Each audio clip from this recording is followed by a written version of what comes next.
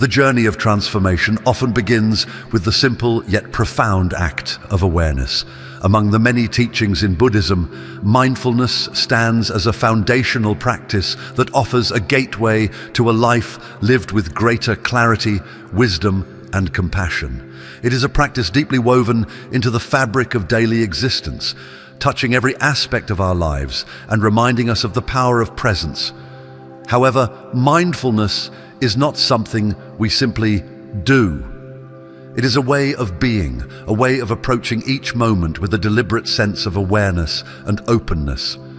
To live mindfully is to live fully, and in many ways, it is a practice that has the potential to transform not only our internal world, but also our relationships and interactions with the world around us.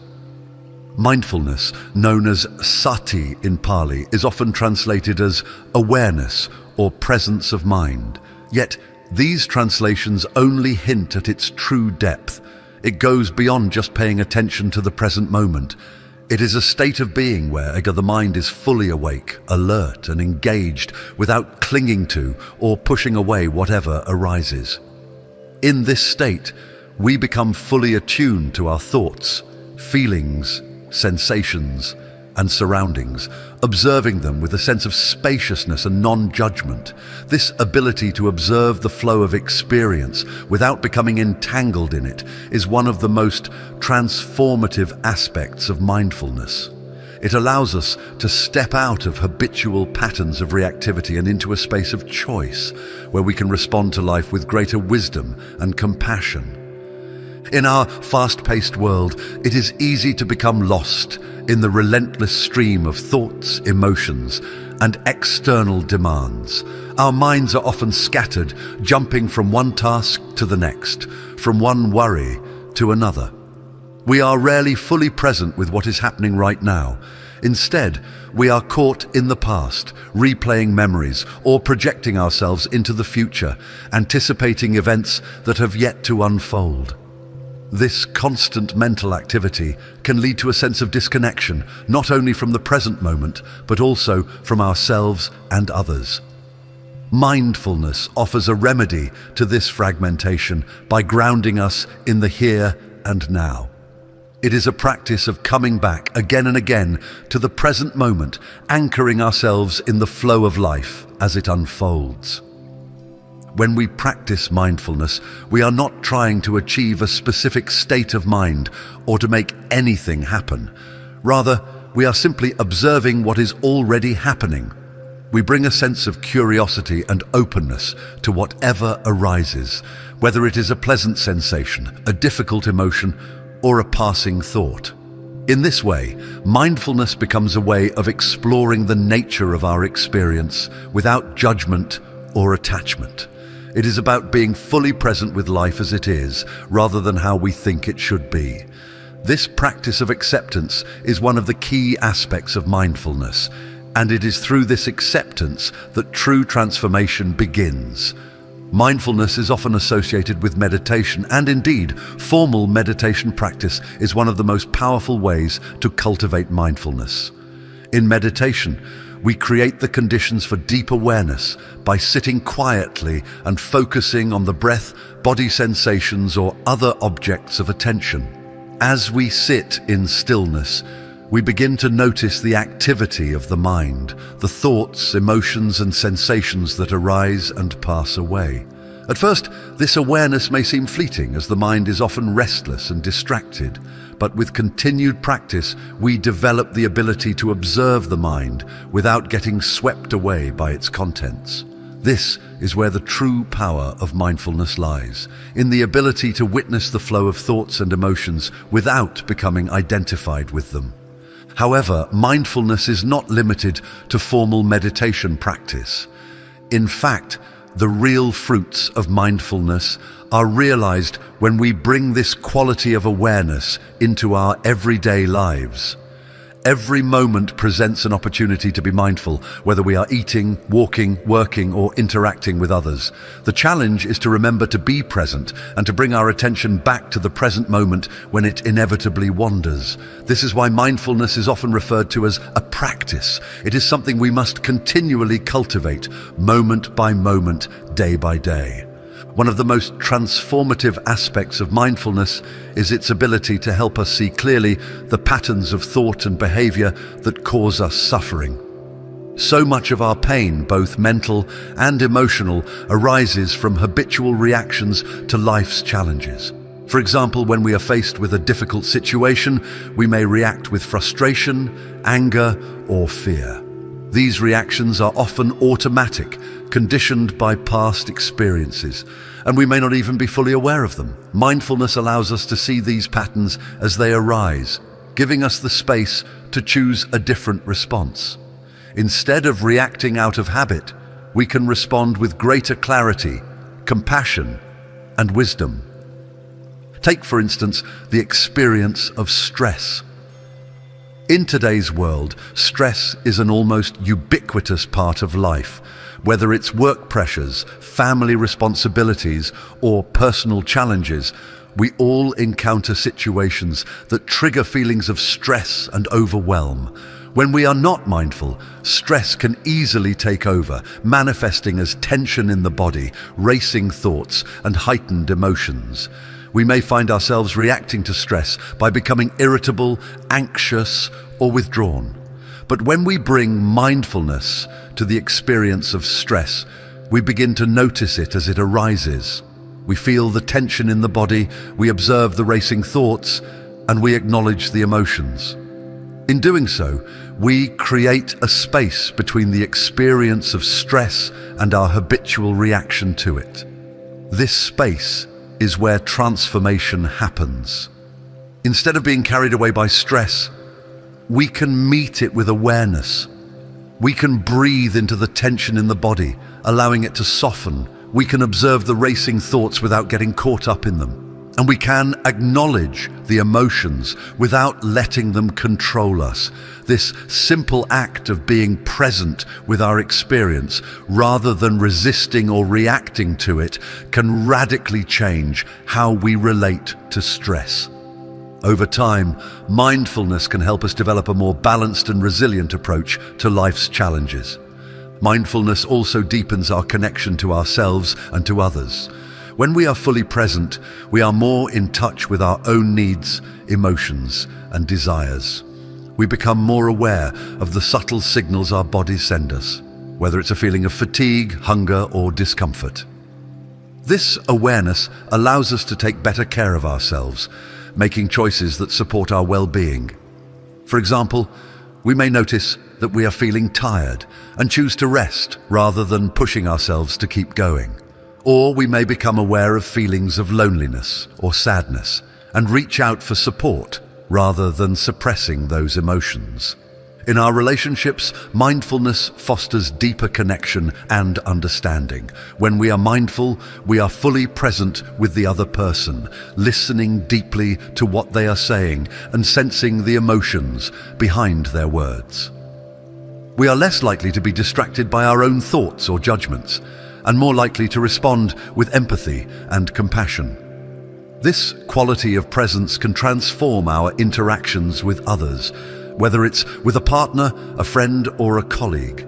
By being fully present, we create a space of openness and trust, where authentic connection can flourish. Mindfulness also helps us to see the interconnectedness of all things. In Buddhism, this interconnectedness is known as interbeing, the recognition that all life is interdependent and interconnected. When we practice mindfulness, we begin to see how our thoughts, actions, and choices impact not only ourselves, but also the world around us. We become more aware of the ripple effects of our actions, whether it's the way we speak to someone and the food we choose to eat, or the way we treat the environment. This awareness of interconnectedness naturally leads to a greater sense of responsibility and care for others and for the world. For example, when we eat mindfully, we are not only present with the taste and texture of the food, but we also become aware of where the food came from, the people who grew and prepared it, and the resources that were used to bring it to our table. This awareness fosters a sense of gratitude and appreciation for the interconnected web of life that supports us. It also encourages us to make choices that are in alignment with our values, whether it's choosing to eat more sustainably or being mindful of how much food we consume. In addition to fostering a sense of interconnectedness, mindfulness also helps us to cultivate greater compassion. When we are fully present with our own experience, we begin to see the ways in which we create suffering for ourselves. We see how we cling to certain thoughts, emotions, or desires, and how this clinging leads to dissatisfaction or pain. This insight into our own suffering naturally opens the heart to the suffering of others. We realize that just as we experience pain, so do others. This understanding gives rise to compassion, the desire to alleviate the suffering of all beings. Compassion, like mindfulness, is a practice that can be cultivated in daily life. It begins with being kind and gentle with ourselves, especially in moments of difficulty or struggle. Often, we are our own harshest critics, judging ourselves for not being good enough or for making mistakes. Mindfulness helps us to see these judgments as they arise and to meet them with kindness rather than self-criticism. This practice of self-compassion is essential for personal transformation. When we are kind to ourselves, we create a foundation of inner peace and resilience, which allows us to extend compassion to others. Compassion for others can be cultivated through simple acts of kindness, whether it's offering a smile to a stranger, listening deeply to a friend in need, or volunteering our time to help those who are suffering. When we practice compassion, we're not only helping others, but also nourishing our own hearts. Research has shown that acts of kindness and compassion can lead to greater happiness and well-being as they strengthen our sense of connection and purpose. One of the challenges of mindfulness practice is that it requires patience and persistence. The mind is often restless, and it can be difficult to stay present, especially when we are faced with difficult emotions or experiences. It is easy to become discouraged when the mind wanders, or when we don't see immediate results from our practice. But mindfulness is not about achieving a particular state of mind or reaching a certain goal. It is about the process of coming back to the present moment, again and again, with a sense of curiosity and openness. Each time we notice that the mind has wandered and gently bring it back to the present moment, we are strengthening our capacity for mindfulness. This is why mindfulness is often referred to as a practice. It is something we must continually cultivate. Over time, with consistent practice, mindfulness becomes more natural, and we find ourselves living with greater presence, awareness, and ease. One of the key insights of mindfulness practice is the recognition of impermanence. Everything in life is constantly changing: the weather, our thoughts, our emotions, our relationships, and even our bodies. This recognition of impermanence can be both liberating and humbling. It frees us from the illusion of permanence and helps us to let go of attachment to things that are constantly in flux. At the same time, it reminds us to appreciate the preciousness of each moment, knowing that it will not last forever. When we fully embrace the reality of impermanence, we stop clinging to the past or grasping for the future. We learn to be content with what is, rather than constantly striving for something else. This sense of contentment is one of the fruits of mindfulness practice. It is a contentment that comes not from external circumstances, but from a deep inner peace that arises from being fully present with life as it is. Mindfulness also teaches us to be with discomfort. Often, when we encounter unpleasant emotions or sensations, our instinct is to avoid or suppress them. We may distract ourselves with work, entertainment, or other activities to avoid facing what we are feeling. But mindfulness invites us to turn toward discomfort with curiosity and compassion. by observing the sensations of discomfort in the body and the thoughts and emotions that accompany it, we begin to see that these experiences are not as solid or permanent as they may seem. And in fact, one of the insights that arises from mindfulness practice is the recognition that all experiences, whether pleasant or unpleasant, are fleeting. They arise, they pass, and they change. This understanding allows us to meet discomfort with a sense of openness and equanimity, rather than resistance or avoidance. Over time, we develop greater emotional resilience as we learn that we can be with discomfort without being overwhelmed by it. In addition to helping us navigate discomfort, mindfulness also enhances our capacity for joy and gratitude. When we are fully present, we become more attuned to the simple pleasures of life, the warmth of the sun on our skin, the sound of birds singing, the taste of a delicious meal. These moments of joy are often overlooked when we are caught up in the busyness of life, but mindfulness helps us to savor them and appreciate the beauty of the present moment. Gratitude naturally arises from this practice of presence. When we are mindful, we begin to see all the ways in which life is supporting us, from the air we breathe, to the food we eat, to the people who care for us. And this sense of gratitude can transform our relationship with life, shifting our focus from what we lack to the abundance that is already present. Mindfulness is not a quick fix or a magic solution to life's challenges. It is a lifelong practice, one that requires dedication, patience, and compassion, but the rewards of mindfulness are profound. Through this practice, we develop a deeper understanding of ourselves and the world around us. We learn to live with greater presence, awareness, and compassion. And in doing so, we create the conditions for true transformation, both in ourselves and in the world. As we continue to cultivate mindfulness in our daily lives, we begin to see that it is not just a practice for moments of stillness or meditation. It is a way of being, a way of living with a deep sense of presence and connection. It is through this presence that we find true peace, joy, and freedom. And it is through this practice that we can transform our lives, one moment at a time. The cultivation of loving kindness, or metta, is a deeply transformative practice within the Buddhist tradition, one that opens the heart and nurtures a sense of universal compassion. It is a practice that extends far beyond mere kindness, encompassing a profound sense of connection to all beings, rooted in the understanding that we are all intrinsically linked through our shared experiences of joy, pain, and the universal desire for happiness.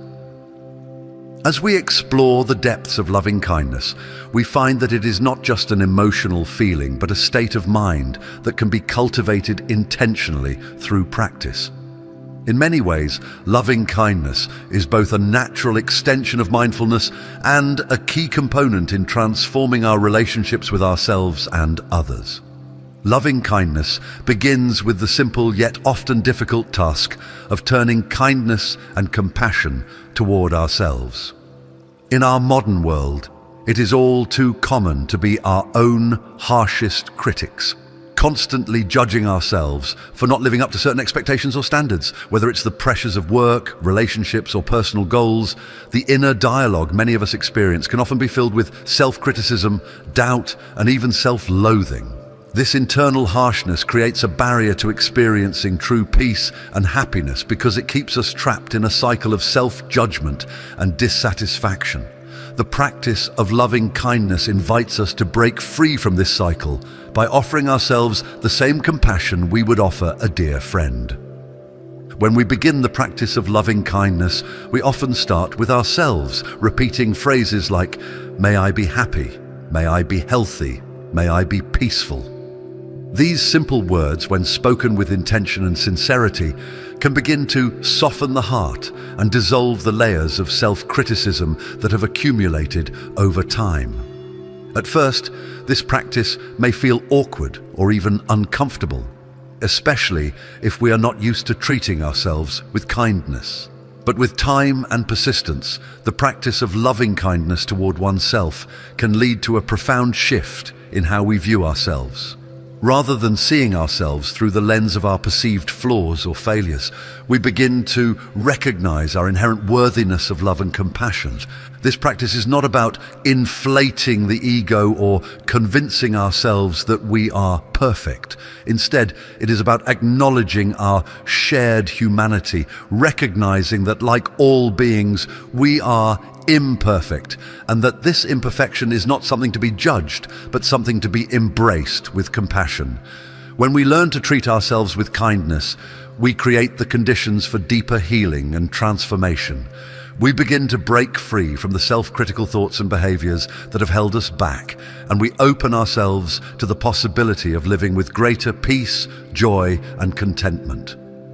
Loving kindness toward oneself is the foundation for extending this practice to others. Once we have cultivated a sense of compassion for ourselves, we can begin to extend that same compassion outward, starting with those we love. This often feels more natural because we are already inclined to care for and support the people closest to us. As we silently repeat phrases like, "May you be happy," "May you be healthy," "May you be peaceful," we are nurturing our innate capacity for love and kindness. This practice helps us to deepen our connection with others and reinforces our desire for their well-being.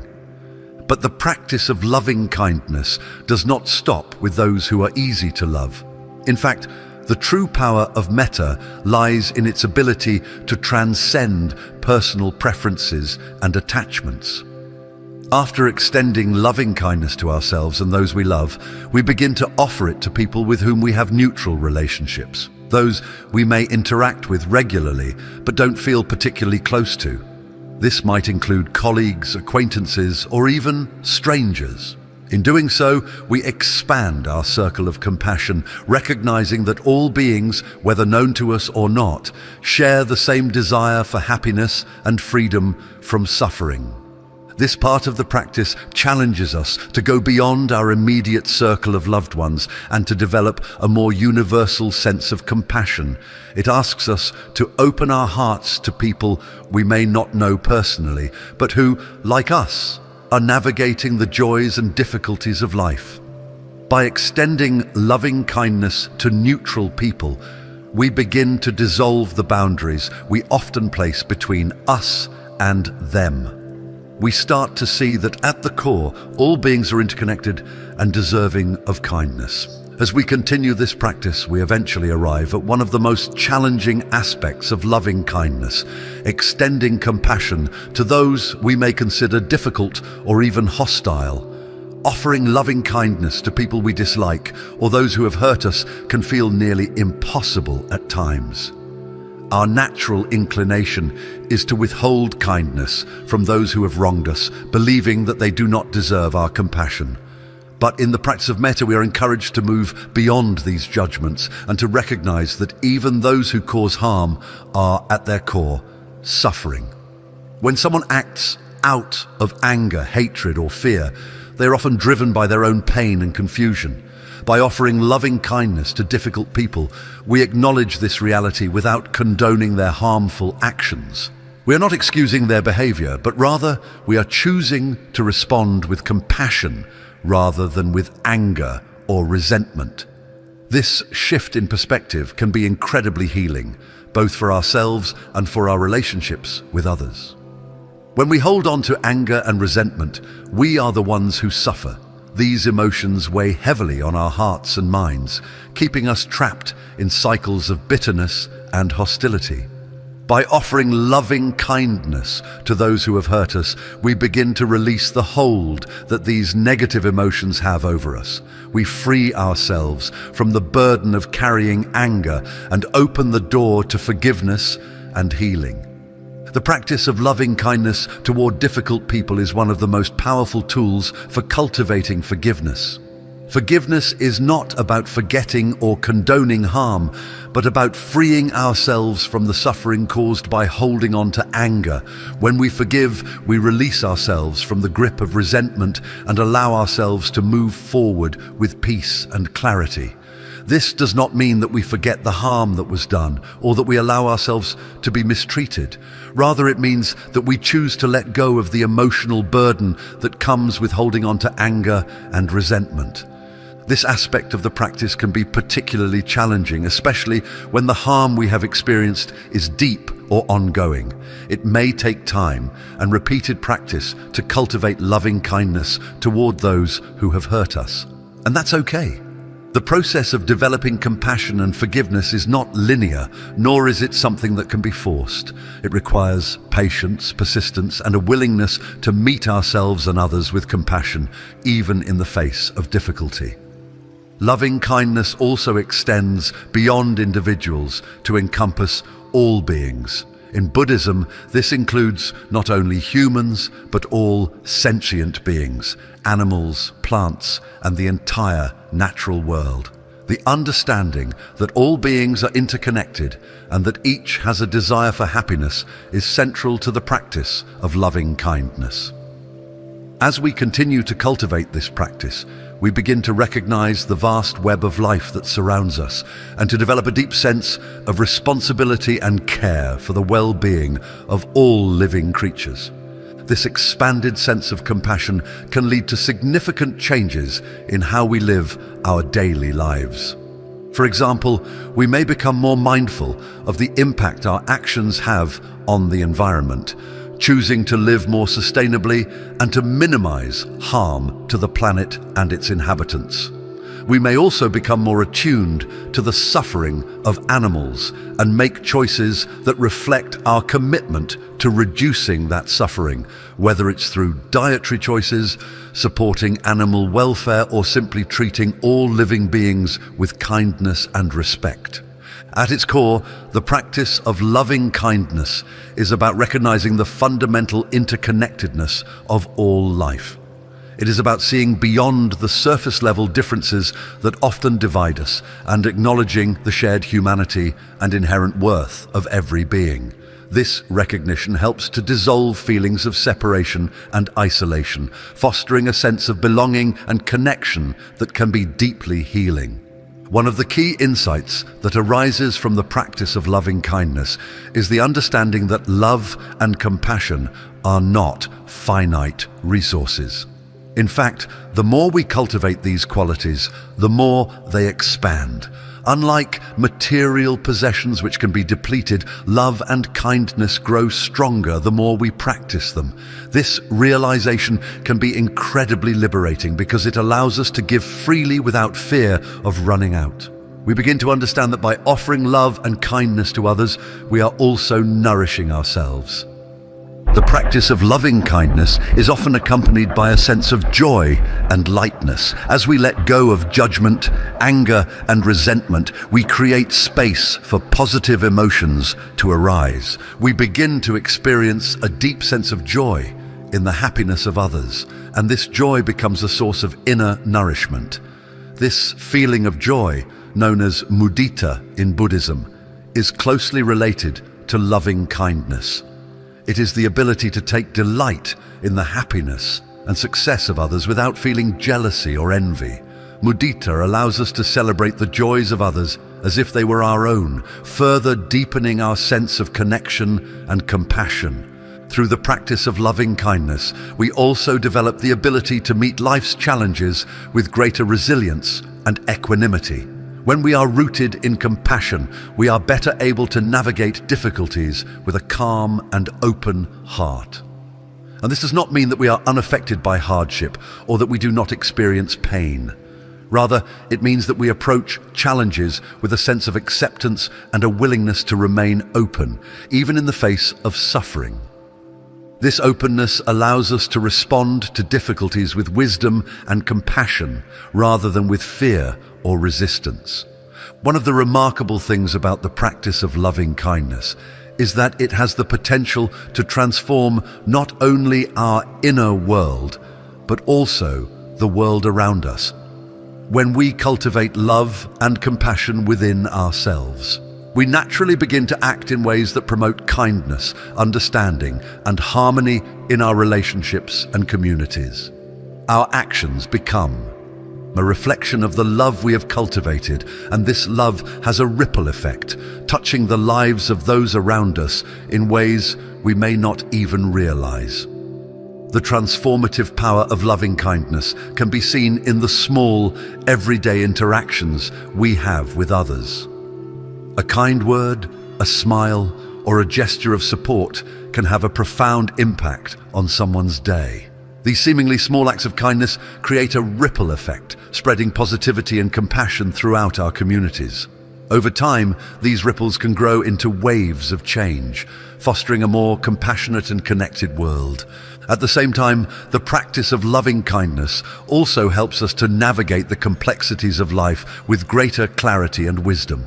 As we develop a deeper sense of compassion for ourselves and others, we become more attuned to the underlying causes of suffering.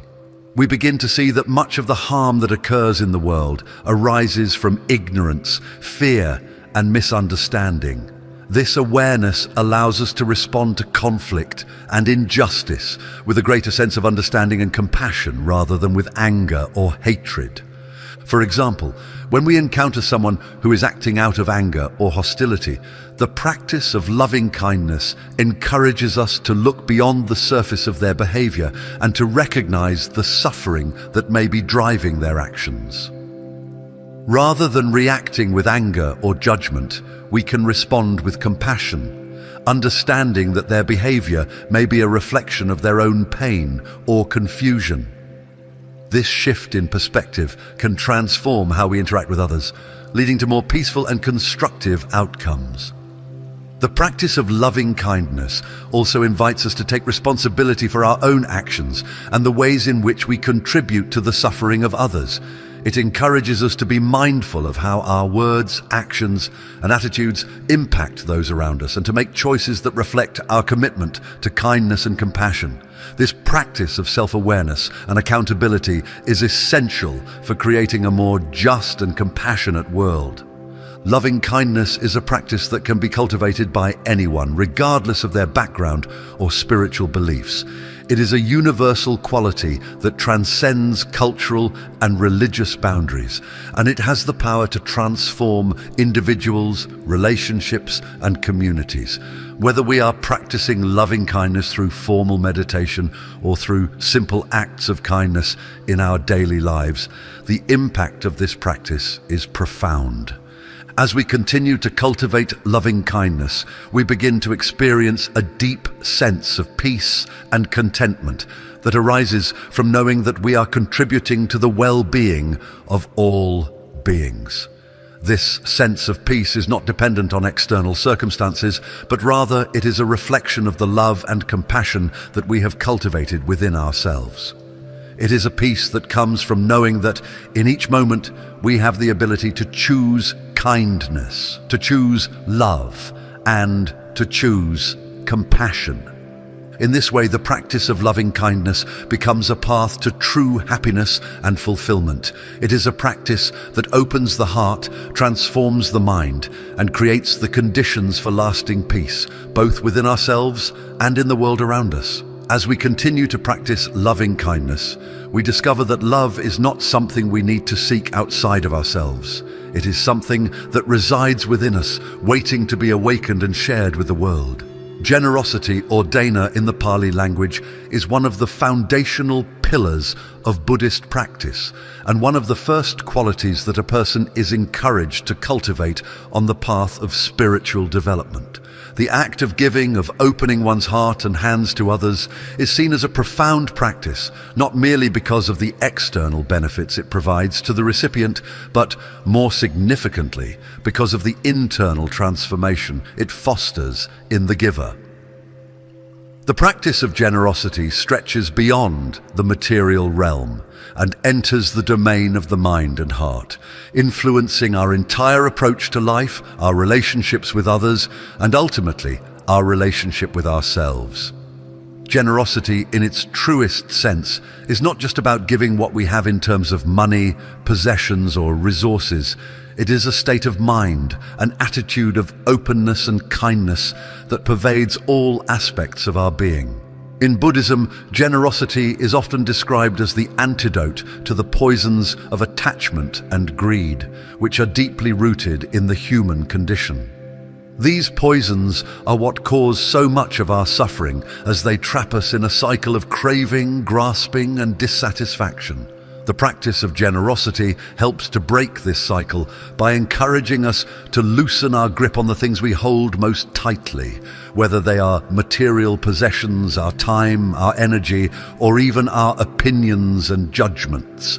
When we think of generosity, it is common to think first of material giving, donating money to charity, offering food to those in need, or giving gifts to friends and family. These are all important and valuable forms of generosity, and they play a significant role in supporting communities and alleviating suffering. In many Buddhist cultures, the giving of material goods is seen as an essential aspect of spiritual practice. Monks and nuns, for example, rely entirely on the generosity of lay people for their daily sustenance. In return, the laity receive the opportunity to practice dana, which is considered one of the highest forms of merit in the Buddhist tradition. But material giving is only one aspect of generosity. In fact, the Buddha emphasized that the intention behind the act of giving is far more important than the size or value of the gift itself. When we give with a pure heart, with no expectation of recognition or reward, we are practicing true generosity. This kind of giving is rooted in compassion and selflessness, and it has the power to transform both the giver and the receiver. The Buddha once said, even if a person throws away a spoonful of water with a pure mind and intention, that is a gift, and it will bring great benefit. This teaching highlights the importance of the mind and heart behind the act of giving, rather than the material value of the gift. In addition to material generosity, there are many other ways to practice dana in our daily lives. One of the most profound forms of generosity is the giving of our time and attention. In today's fast-paced world, where people are often rushing from one task to the next, the gift of our presence can be incredibly valuable. When we take the time to listen deeply to someone who is struggling, to offer a kind word, or simply to be present with another person, we are practicing generosity in a way that touches the heart. This kind of giving creates a space for connection and understanding, and it helps to alleviate the isolation and loneliness that so many people experience. Generosity can also take the form of sharing our knowledge, skills, and expertise. When we teach others, when we offer guidance or mentorship, we are giving something that has the potential to change lives. This is especially true when we share wisdom or insights that have been helpful to us on our own path. In the Buddhist tradition, the sharing of the Dharma, the teachings of the Buddha, is considered the highest form of giving. This is because the Dharma has the power to liberate people from suffering and lead them to enlightenment. When we share the Dharma, whether through formal teaching or simply by embodying its principles in our daily lives, we are offering a gift that has immeasurable value. Another form of generosity that is often overlooked is the generosity of forgiveness. When we forgive someone who has wronged us, we are letting go of the burden of anger, resentment, and the desire for revenge. Forgiveness is not about condoning harmful behavior or pretending that nothing happened. Instead, it is about releasing the grip that the past has on us and allowing ourselves to move forward with a lighter heart. In this way, forgiveness is a profound act of generosity, both toward ourselves and toward the person we are forgiving. It frees us from the chains of resentment and opens the door to healing and reconciliation. One of the most subtle and powerful forms of generosity is the giving of non-material things, such as kindness, patience, and understanding. These qualities may seem intangible, but their effects can be deeply felt. When we practice kindness toward others, even in small ways, we are contributing to a world that is more compassionate and harmonious. This could be as simple as offering a smile to a stranger, holding the door open for someone, or letting go of the need to be right in an argument. Acts of kindness, no matter how small, have a ripple effect, touching the lives of others in ways we may never fully understand. Patience is another form of generosity that is often underappreciated. In our interactions with others, we are frequently faced with situations that test our patience. Whether it's dealing with a difficult colleague, waiting in a long line, or managing the frustrations of daily life. When we practice patience, we are giving others the gift of our calm and composed presence. Instead of reacting with irritation or anger, we choose to respond with understanding and compassion. This form of generosity not only benefits the other person, but also brings peace to our own hearts. The practice of generosity is not limited to interactions with other people. It also extends to our relationship with the natural world. In many ways, the earth and all its creatures are constantly giving to us, providing the air we breathe, the food we eat, and the beauty that surrounds us. When we recognize the generosity of the earth, we can begin to cultivate a sense of gratitude and responsibility for its well-being. This might involve making more mindful choices about how we use resources, reducing waste, or supporting efforts to protect the environment.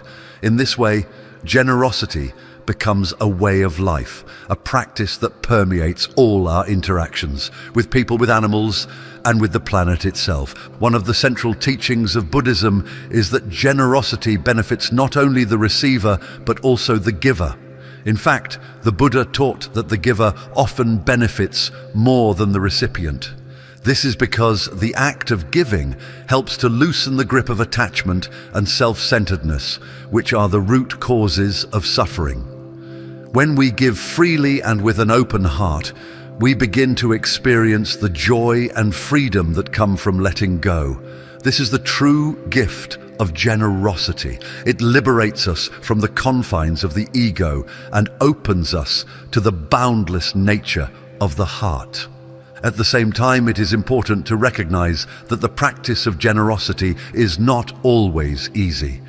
We may encounter resistance, fear, or doubt when it comes to giving, especially if we feel that we don't have enough to share, or if we are afraid of being taken advantage of. These feelings are natural and part of the human experience. But the practice of dana encourages us to meet these challenges with compassion and wisdom. Rather than forcing ourselves to give, we can take the time to reflect on the intentions behind our actions. Are we giving out of a sense of obligation or guilt, or are we giving with a genuine desire to help others? When we give from a place of authenticity and love, the act of giving becomes a source of joy and fulfillment rather than a burden. The practice of generosity also invites us to examine our relationship with wealth and material possessions. In many societies, wealth is often seen as a measure of success and security, and there is a strong cultural emphasis on acquiring more money, more possessions, more status. But Buddhism teaches that true wealth is not measured by how much we have, but by how much we give. This is not to say that we should renounce all material possessions or that having wealth is inherently wrong. Rather, it is a reminder that clinging to wealth as a source of happiness and security ultimately leads to suffering, because all material things are impermanent. The more we practice generosity, the more we begin to understand the truth of this teaching. We realize that the joy and satisfaction that come from giving far outweigh the fleeting pleasure of acquiring more. We start to see that true abundance comes not from accumulating wealth, but from sharing what we have with others. This shift in perspective can be incredibly liberating, as it frees us from the endless cycle of craving and opens the door to a deeper sense of contentment and peace. In addition to freeing us from attachment, the practice of generosity also cultivates other important qualities, such as gratitude, humility, and empathy. When we give, we are reminded of the many ways in which we've been supported by others, whether it's through the kindness of friends and family, the efforts of teachers and mentors, or the generosity of strangers. This awareness fosters a sense of gratitude for the interconnectedness of life and the many gifts we receive each day. Generosity also teaches us humility. It reminds us that we are not separate or independent from others, but that we are all part of a larger web of relationships. No matter how much we may have, we are all in need of support and connection.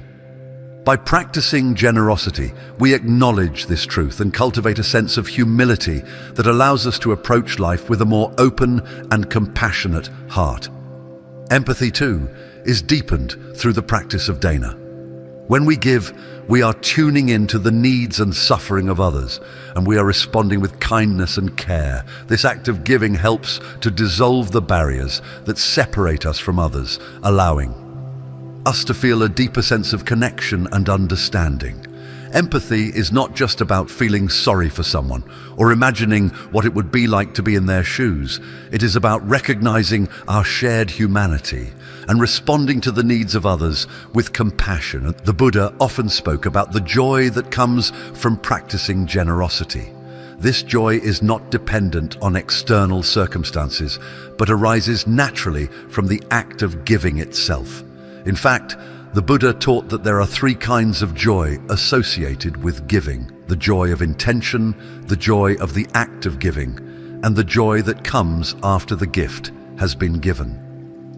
First, there is the joy of intention, the happiness we feel when we decide to give. This is the anticipation of doing something good, the satisfaction that comes from knowing that we are about to make a positive difference in someone's life. Then, there is the joy of the act of giving, the immediate pleasure we experience when we actually give, whether it's offering a gift, donating to a cause, or helping someone in need. Finally, there is the joy that comes after the gift has been given, the lasting sense of fulfillment and contentment that arises from knowing that we have done something kind and selfless. This triple joy is one of the reasons why the practice of generosity is so highly valued in Buddhism. It is a practice that not only benefits others, but also brings deep and lasting happiness to the giver. The more we practice generosity, the more we begin to experience this joy in our daily lives. We discover that the act of giving is its own reward, and that true happiness comes not from taking or acquiring, but from sharing and connecting with others. As we continue to cultivate generosity, we may begin to notice subtle changes in our minds and hearts. We may find that we are less focused on our own needs and desires and more attuned to the needs of others. We may find that we are more content with what we have and less driven by the urge to accumulate more. We may also notice that our relationships with others become more harmonious as the practice of generosity fosters a spirit of kindness, cooperation, and mutual respect. Generosity is not a one-time act, but a way of life. It is a practice that can be cultivated in every moment, in every interaction, and in every choice we make. Whether we are giving material goods, our time, our attention, or our love, the practice of dana has the power to transform our lives and the lives of those around us. It is a practice that opens the heart, frees the mind, and brings us closer to the true nature of happiness. The essence of ethical living, known as sila in the Buddhist tradition, is central to the path of personal and spiritual transformation. In many ways, ethical living provides the foundation upon which all other practices, such as mindfulness, compassion, and wisdom, are built. Without this foundation, it is difficult to develop the inner calm and clarity needed for deeper meditative and contemplative practices. Ethical living is not merely a set of rules or guidelines to follow. It's a way of being that reflects an alignment between our actions, intentions, and the fundamental principles of non-harming and compassion. Through ethical living, we cultivate a life that is rooted in respect for ourselves, others, and the natural world. In Buddhism, ethical conduct is traditionally defined by the 5 precepts, which serve as the core ethical guidelines for lay practitioners. These precepts are not commandments in the way that one might find in other religious traditions. Rather, they are training rules designed to help individuals cultivate greater awareness and compassion in their lives. The precepts are aspirational practices, and they are meant to be undertaken with the understanding that ethical living is a lifelong journey of learning, reflection, and growth. They encourage us to live in harmony with the world around us by guiding us away from actions that cause harm and towards actions that promote well-being. The first precept, which is often considered the most fundamental, is the commitment to refrain from killing or harming living beings. This precept is rooted in the principle of ahimsa, or non-harming, which is central to many Eastern spiritual traditions. The Buddha taught that all living beings have a desire to be free from suffering, and that by causing harm to others, whether human, animal, or otherwise, we perpetuate suffering in the world. The practice of non-harming is not just about avoiding physical violence. It extends to our thoughts, words, and actions. Even subtle forms of harm, such as speaking harshly or holding feelings of ill will towards others, are considered violations of this precept. Living in alignment with the first precept encourages us to develop a deep respect for the sanctity of life. It calls us to be mindful of how our actions impact others and to cultivate an attitude of kindness and care towards all beings, no matter how small or seemingly insignificant. In practical terms, this precept might manifest in many different ways, from choosing to eat a more plant-based diet to being mindful of how we interact with insects or wildlife. It also extends to how we treat people in our daily lives, whether it's choosing to respond with patience and understanding instead of anger, or offering support to someone in need rather than turning away. The second precept is the commitment to refrain from taking what is not freely given. This precept goes beyond the obvious act of stealing material possessions. It includes any form of taking that violates another's autonomy or well-being. This might include exploiting others for personal gain, taking advantage of someone's trust, or engaging in dishonest practices in business or other areas of life. The practice of this precept encourages us to cultivate a sense of generosity and integrity, recognizing that our actions have consequences and that we are responsible for ensuring that we do not take more than we need or act in ways that harm others. At its heart, this precept is about developing a mindset of abundance rather than scarcity. When we take what is not freely given, we are often acting out of a sense of fear or lack, believing that we need to accumulate more in order to be happy or secure. But true happiness, according to the teachings of the Buddha, does not come from having more. It comes from letting go of attachment and cultivating contentment with what we have. By practicing the second precept, we are reminded to live simply and to cultivate an attitude of gratitude for the abundance that already exists in our lives. This shift in perspective not only benefits others by ensuring that we do not cause harm, but it also brings peace and fulfillment to our own hearts. The third precept is the commitment to refrain from sexual misconduct. This precept, like the others, is rooted in the principle of non-harming and seeks to protect the integrity and dignity of all individuals. Sexual misconduct refers to any form of sexual behavior that causes harm to oneself or others, whether through coercion, deceit, or exploitation. This precept emphasizes the importance of treating others with respect and kindness, especially in the realm of intimate relationships where the potential for harm can be significant. By practicing this precept, we cultivate trust, honesty, and care in our relationships, creating the conditions for deeper connection and mutual respect. The third precept is not about repressing or denying one's sexual desires. Rather, it is about bringing mindfulness and ethical consideration to the way we express those desires. In a world where sexual exploitation, objectification, and coercion are all too common, the practice of this precept serves as a reminder that our sexual behavior has the power to either uplift or harm others.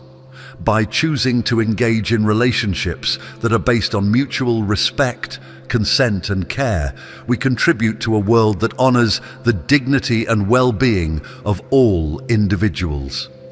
The fourth precept is the commitment to refrain from false or harmful speech. This precept is often considered one of the most challenging because speech is such a fundamental part of our daily lives. The Buddha taught that our words have tremendous power. They can either uplift and heal, or they can harm and destroy. By practicing right speech, we are encouraged to be mindful of the impact of our words and to use our speech in ways that promote harmony, understanding, and kindness. Right speech is not just about avoiding lies or slander. It encompasses all forms of communication, including gossip, harsh language, and idle chatter.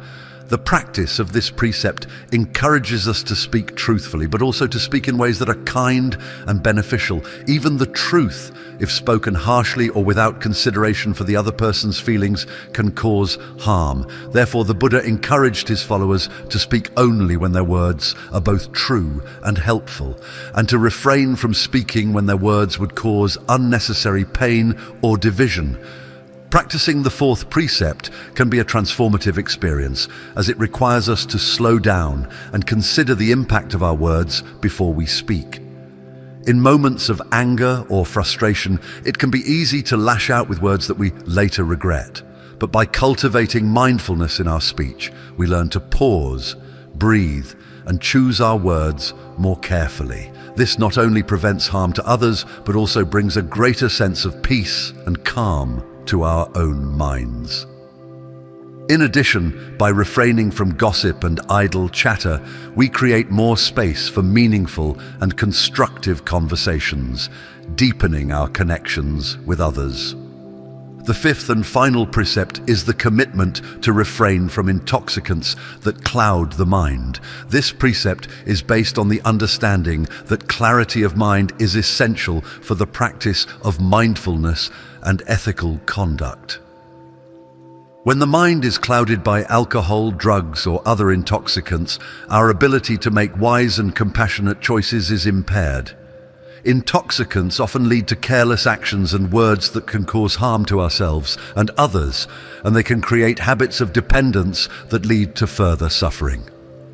The practice of this precept is not about rigidly abstaining from all substances, but rather about cultivating mindfulness in our relationship with them. For some, this might mean choosing to abstain from alcohol or drugs entirely, while for others, it might mean practicing moderation and mindfulness when using these substances. The key is to ensure that our use of intoxicants does not impair our ability to live ethically or cause harm to ourselves or others. Beyond the specific precepts, the practice of ethical living in Buddhism is about cultivating a life that is guided by compassion, wisdom, and non-harming. It is a way of living that reflects our interconnectedness with all beings and our commitment to reducing suffering in the world. Ethical living is not about adhering to a strict set of rules or judging ourselves or others for falling short. Instead, it is a practice of continually refining our actions, intentions, and attitudes with the understanding that ethical conduct is a dynamic and evolving process. One of the central teachings of Buddhism is that all actions have consequences, a principle known as karma. This teaching reminds us that every choice we make, whether big or small, creates ripples in the world. Our actions, words, and even thoughts shape not only our own lives, but also the lives of those around us. When we act ethically, we create positive karma that leads to greater peace and happiness, both for ourselves and for others. Conversely, when we act in ways that cause harm, we create negative karma that leads to suffering and discord. The practice of ethical living is an invitation to become more aware of the impact of our actions and to take responsibility for the choices we make.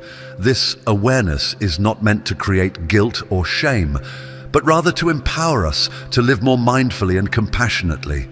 By aligning our actions with our values, we create the conditions for a life that is more harmonious, fulfilling, and meaningful. Ethical living also encourages us to develop greater empathy and understanding for others. When we recognize that our actions have the power to either alleviate or contribute to the suffering of others, we are naturally inclined to act with greater care and consideration. This empathy extends not only to humans, but to all sentient beings. The Buddha taught that all beings, human, animal, and otherwise, are deserving of compassion and respect, and that ethical living involves recognizing the interconnectedness of all life. In practical terms, this might mean making more mindful choices about the products we buy, the food we eat, or the way we treat the environment. It might also mean cultivating greater patience, tolerance, and kindness in our interactions with others, especially when we are faced with difficult or challenging situations. Ethical living is not just about avoiding harm. It is about actively contributing to the well-being of others and creating a world that is more just, compassionate, and sustainable.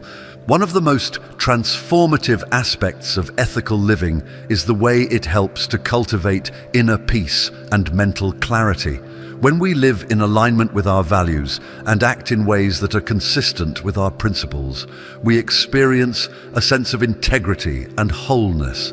This sense of integrity brings a deep sense of peace because we are no longer at odds with ourselves or with the world around us. We are able to rest in the knowledge that we are doing our best to live a life that is kind, compassionate, and just. Conversely, when we act in ways that are inconsistent with our values, whether through dishonesty, selfishness, or harm, we create inner conflict and disturbance.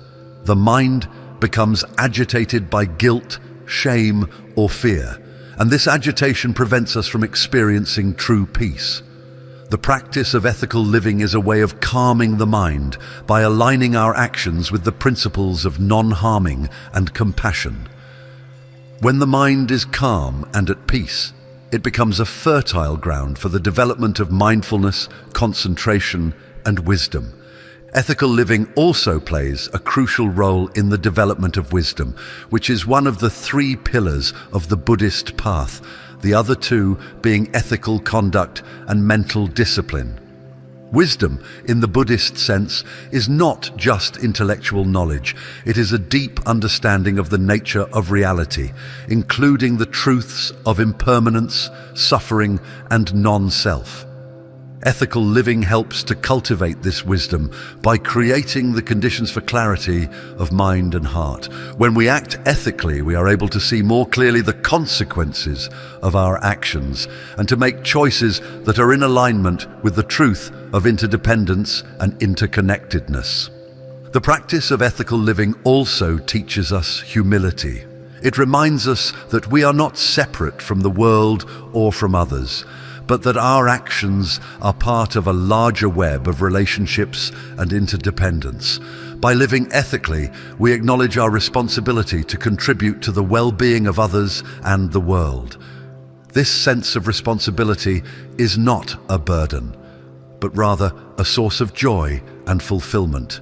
When we act with kindness and compassion, we experience the joy that comes from knowing that we are contributing to a world that is more just, peaceful, and harmonious. In this way, ethical living is not just about what we do. It is about who we are becoming.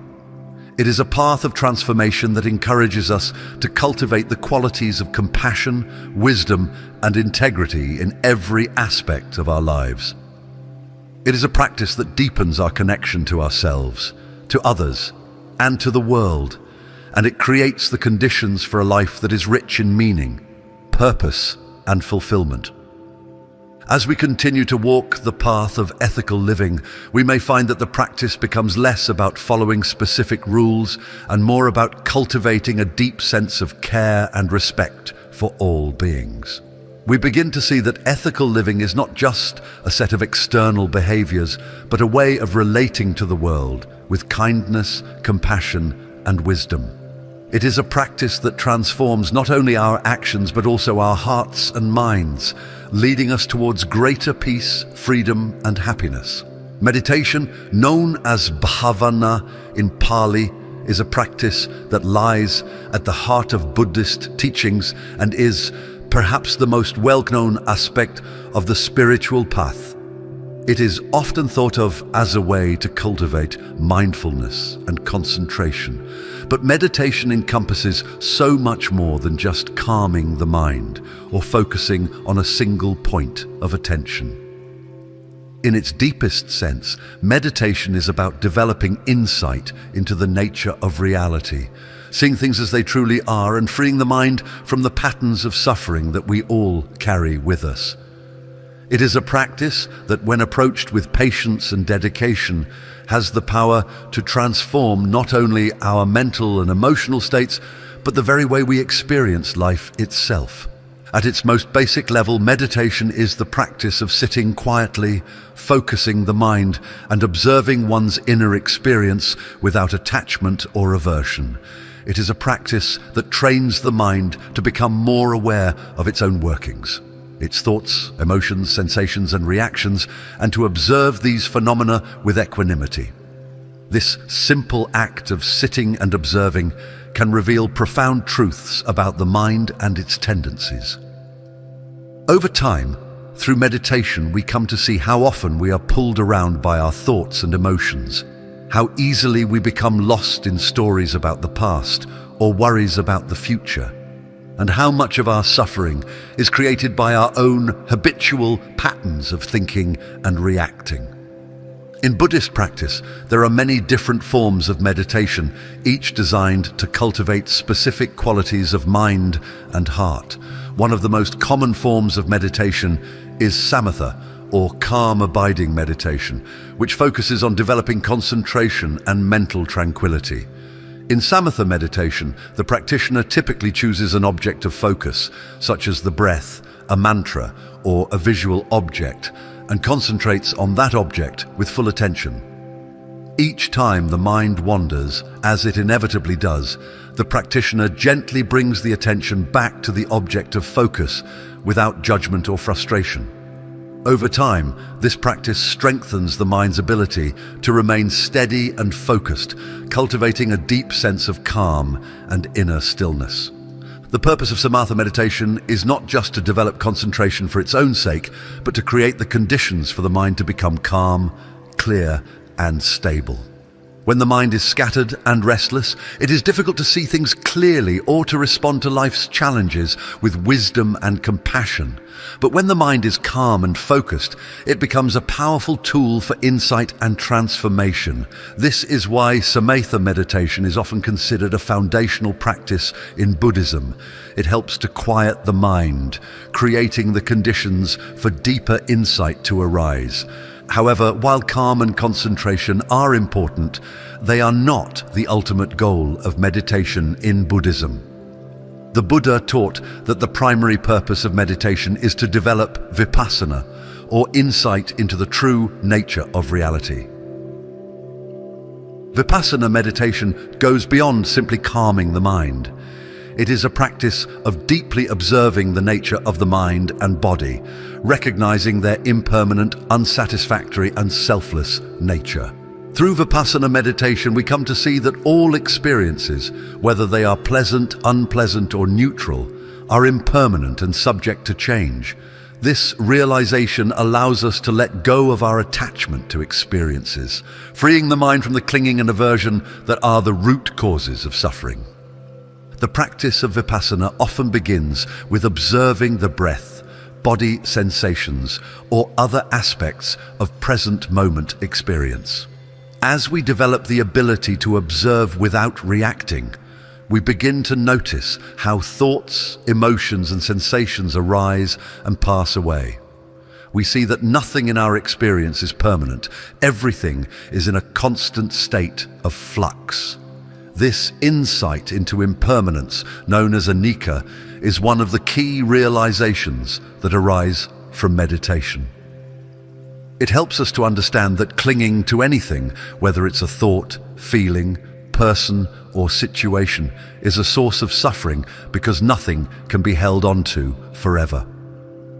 As we continue to practice vipassana, we also begin to see that the things we often desire or fear, pleasure, pain, success, failure, are not as solid or substantial as they appear. They arise in the mind, linger for a while, and then dissolve. This recognition of the impermanence and insubstantiality of all things leads to a profound sense of freedom. We stop chasing after fleeting pleasures or running away from discomfort because we see that both pleasure and pain are temporary. This does not mean that we stop enjoying life or that we become indifferent to suffering. Rather, it means that we develop a sense of equanimity, a balanced mind that is not swayed by the ups and downs of life.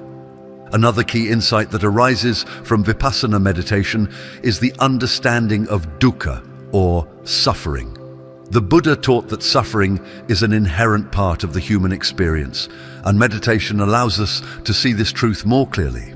Through mindfulness and observation, we begin to recognize the subtle forms of suffering that arise in our everyday lives, whether it's the discomfort of physical pain, the frustration of unmet desires, or the anxiety of uncertainty.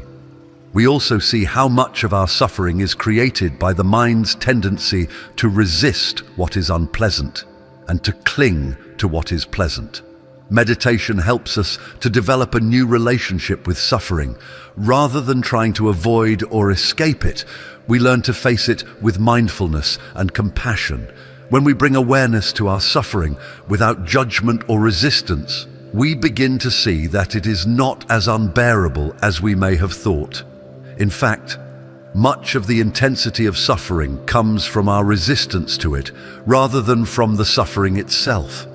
By observing suffering with mindfulness, we create a space where we can meet it with understanding and kindness, rather than with fear or aversion.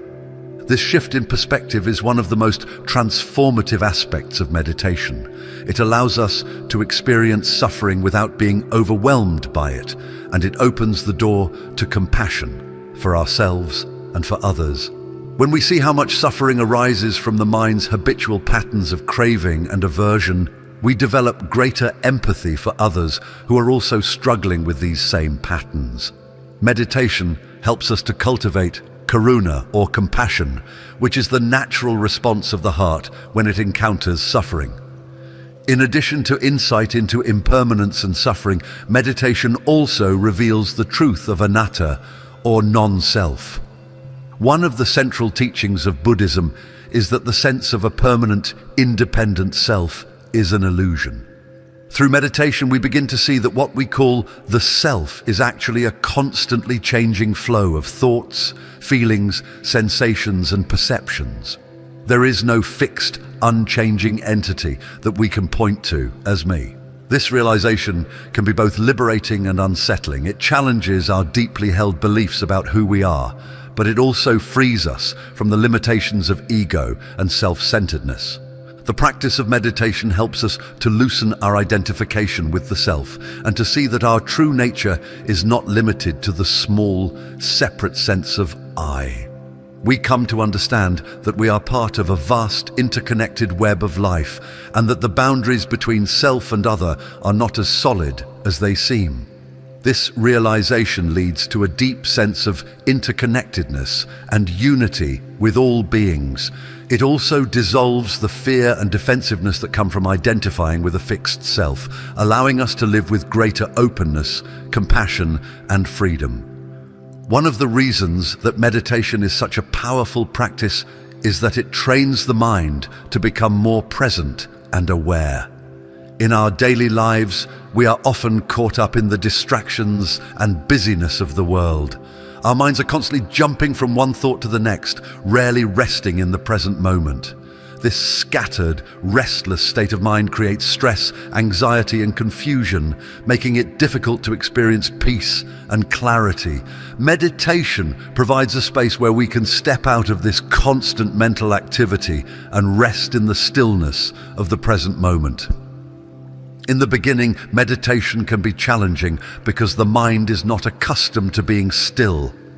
When we sit down to meditate, we may find that the mind is filled with thoughts, planning, worrying, remembering, or fantasizing. This is completely normal, especially for beginners. The practice of meditation is not about stopping thoughts or forcing the mind to be silent. Rather, it is about observing the mind's activity without getting caught up in it. Each time we notice that the mind has wandered, we gently bring our attention back to the present moment, whether it's the breath, a sound, or a sensation in the body. This simple act of returning to the present moment again and again is the essence of meditation. And over time, as we continue to practice, we begin to notice that the mind becomes more stable and less reactive. We develop the ability to observe thoughts and emotions without being swept away by them. This creates a sense of spaciousness in the mind, where we can respond to life's challenges with greater clarity and wisdom.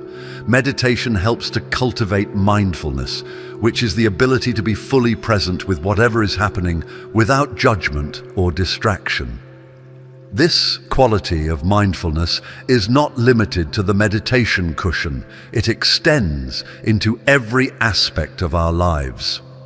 Mindfulness allows us to engage with life more fully, whether we are eating, walking, working, or interacting with others. It helps us to slow down and appreciate the richness of each moment, rather than rushing through life on autopilot.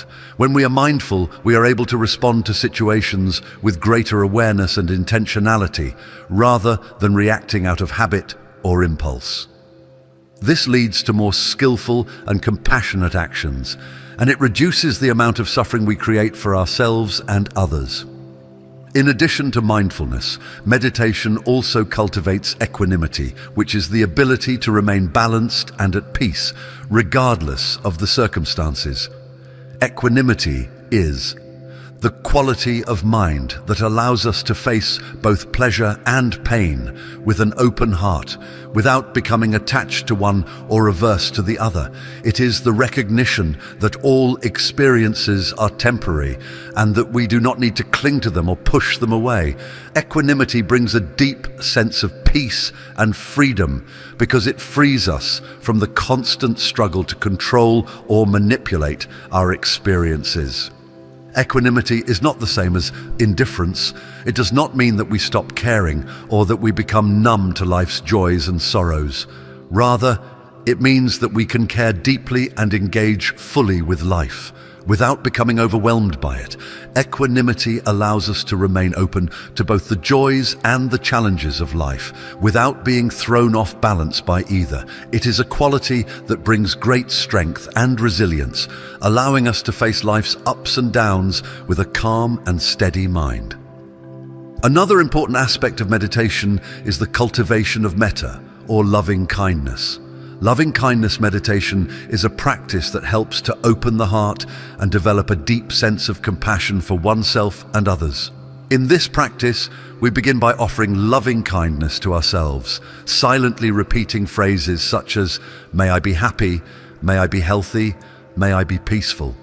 We then extend these wishes to others, starting with loved ones, and gradually including neutral people, difficult people, and all beings. The practice of loving kindness helps to dissolve the barriers of separation that we often create between ourselves and others. It encourages us to recognize the shared humanity in all beings and to respond to others with kindness and compassion.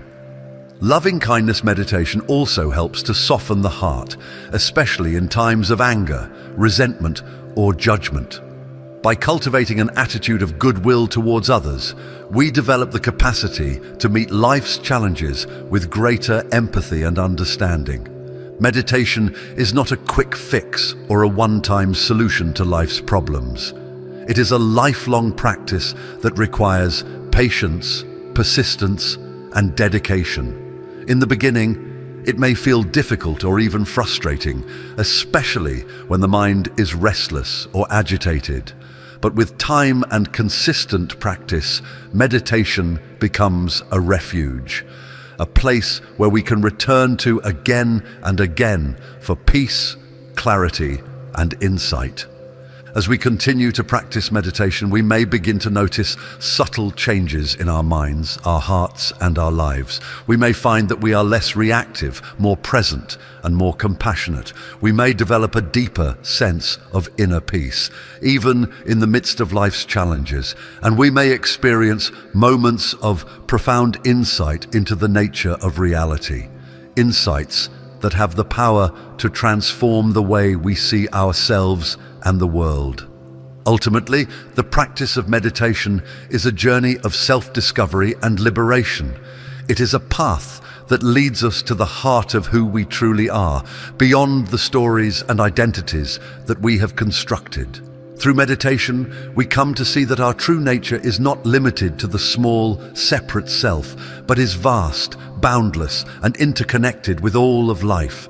This realization brings a deep sense of freedom and peace, a freedom that is not dependent on external circumstances, but that arises from within. Meditation is a gift that we give to ourselves and to the world.